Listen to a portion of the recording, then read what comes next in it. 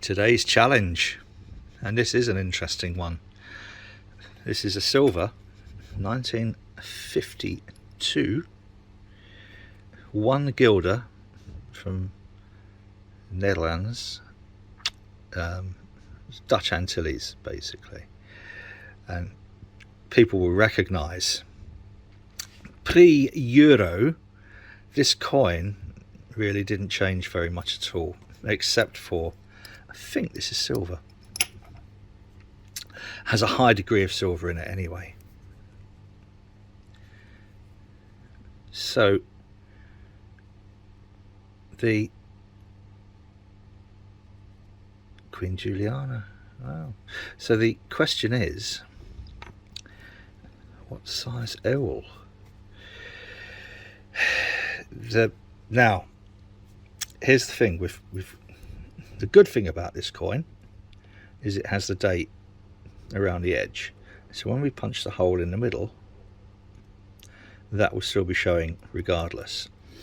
Ideally, we want to try and keep the 1G, the 1 guilder, and as much of the detail of this as possible. Now remember, this hole in here will become the outside edge of the coin. I haven't got any coins made. I'll show you with a half made florin. So that's the center here. When it's stretched out, is this here.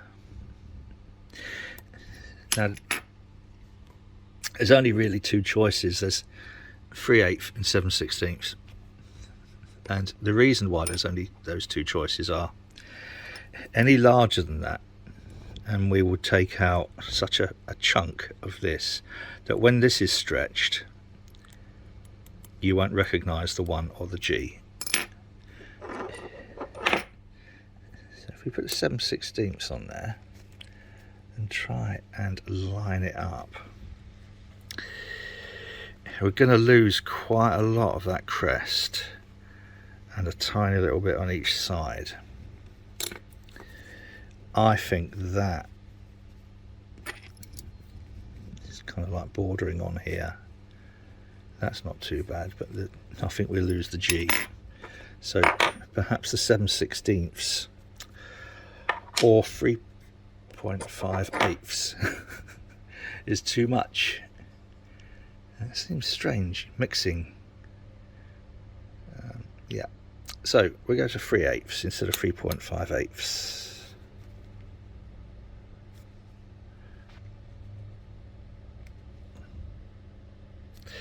Sort of centered. I think that's the one we're going to go for. Now I could only find one decent example of this coin.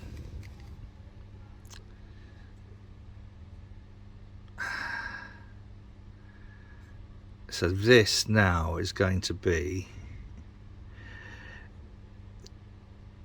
the reed edge, and I want to try and keep as much of that detail as possible. There's not a huge amount of detail there,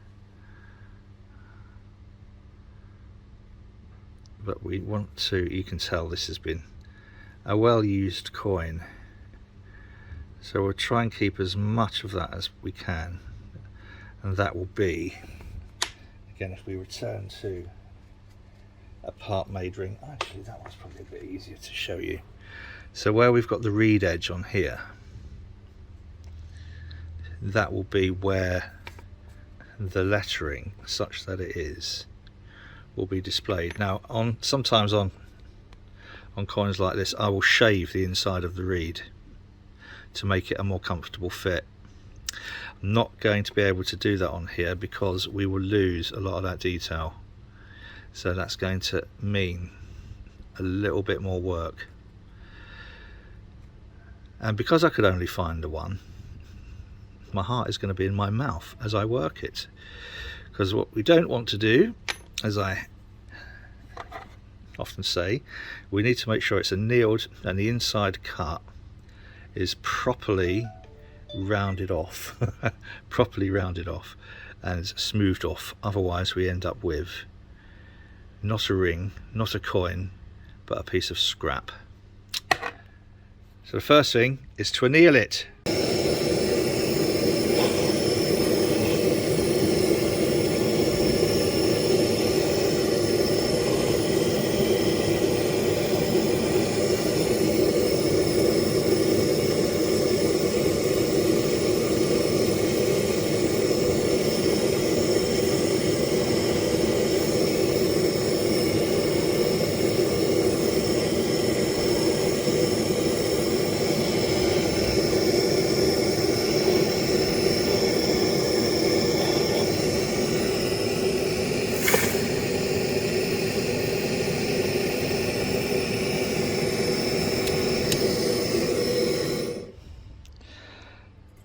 That's the first of what will be a lot of annealing, and as you can see, it looks like it's really ruined the ring, the coin, but actually it hasn't.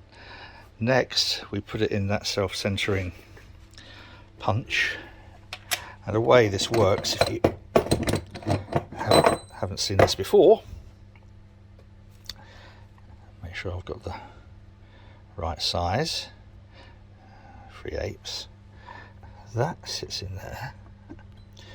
The coin then sits on top, and as I screw that down, that cone centers the coin in the middle, and then we use a 6-ton press to push this through, just like this.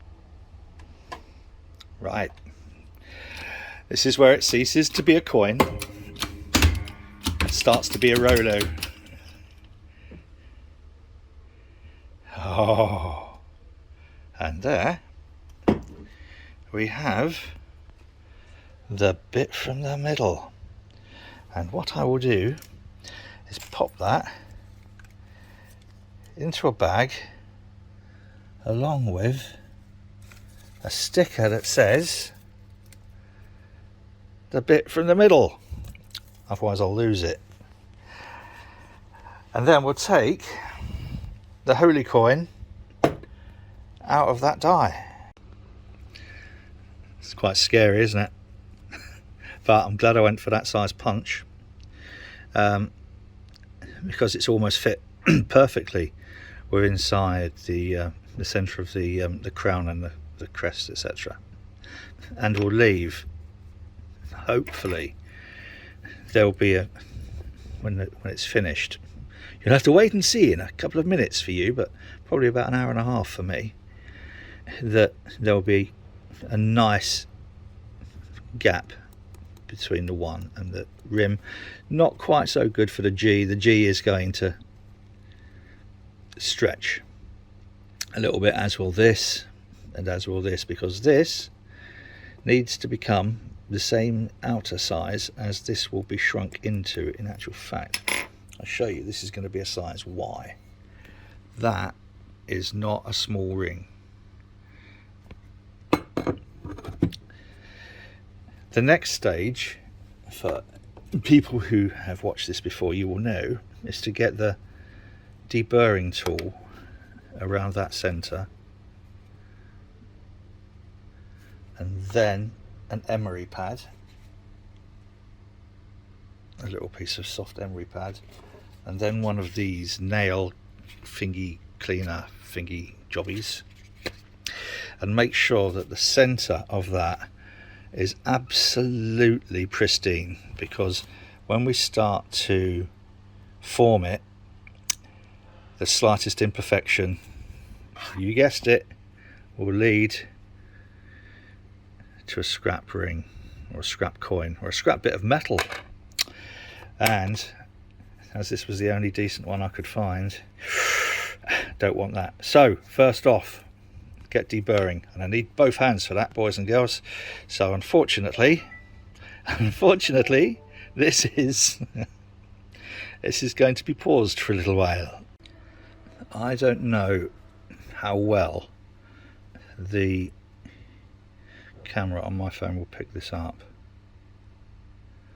This is after the first deburring, and it's just to make that inside edge, and this is where the silver really comes to light for the first time. So that's after deburring it, and now I need to use the emery pad just to kind of completely polish it up before doing another annealing und blowtorch. Well, had to happen sooner or later. A disaster. I was distracted just for a second and melted the coin.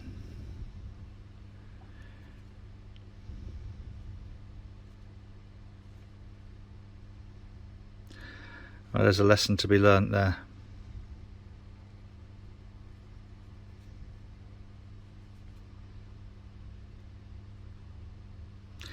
Okay. Seem to be having a little bit of a run of bad luck recently. But